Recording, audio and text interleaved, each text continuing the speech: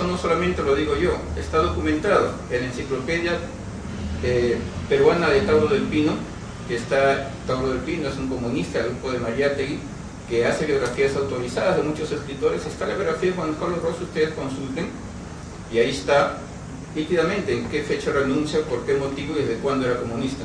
Entonces, esto lo pongo como una reflexión para que se entienda de otra manera el motivo, que es la anécdota que da origen al título.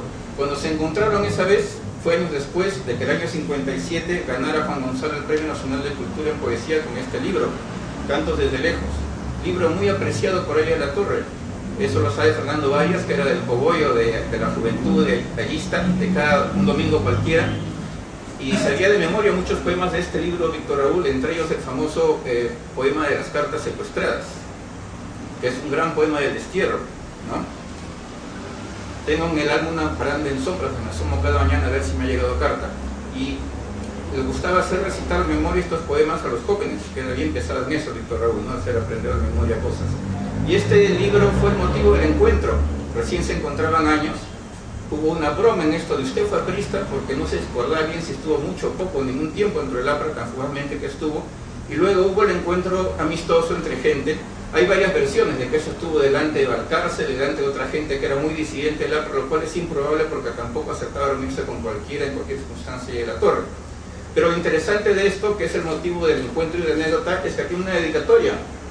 Esto está en la biblioteca Villa Mercedes y lo conserva como un recuerdo especial Fernando Varias. Y dice, para Víctor Raúl Aya de la Torre, con quien América Latina empieza a hablar en primera persona, ¿no? Y esto, el libro es del año 57, después de la ruptura, y esto es motivo del encuentro en los años 60.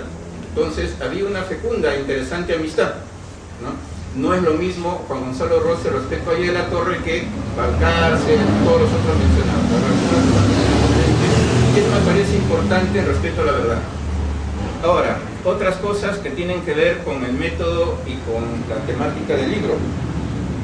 Yo puse estos ejemplos acerca de otros esquemas de historia, por mostrar que hay varios, hay muchos más que podría enseñar acá, pero me llama la atención cómo esto se contrasta con lo siguiente.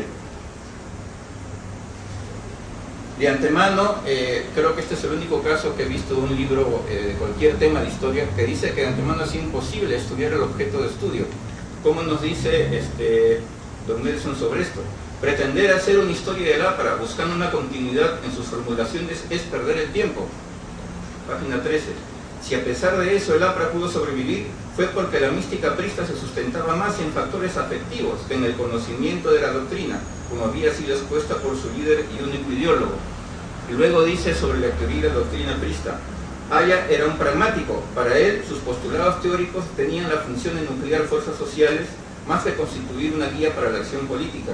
Si uno se queda en sus elaboraciones teóricas, posiblemente no llegue a entender la naturaleza de su acción política, y el tema del imperialismo es una buena entrada para analizar la correspondencia entre sus formulaciones y sus hechos. Esto, en buen criollo, significa que estudiar el aprismo es imposible, es una sarta de enredos y de confusiones que son inabarcables, y segundo, no hay doctrina aprista, solamente hay pretextos para actuaciones equívocas de Aya de la Torre, lo cual me parece bastante exagerado. O discrepantes que estemos con la actuación del aprismo, creo que no podemos decir esto, es absolutamente insostenible. Y eso también me parece algo muy equivocado de este libro. Por otra parte, hay ciertas maneras de tratar las cosas que requieren un mínimo de juicio. No es que uno manipule las fuentes, sino que hay ciertas fuentes que son mejores que otras.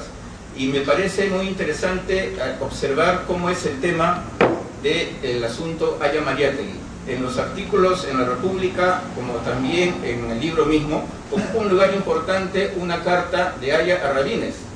Una carta donde dice: estoy harto de Mariátegui, cuando pueda lo agarraré por el muñón, le daré vueltas en él y lo tiraré a su estiércol. Y supuestamente esto es la cita que define la polémica Aya Mariátegui, la calidad humana de Aya y lo que era Mariátegui para él. Eso me parece, entre tanta literatura, tanto documento, tanto manifiesto, buscar una carta personal recóndita, todavía de Rabines, me parece algo bastante desacertado. Más aún por el carácter de la carta.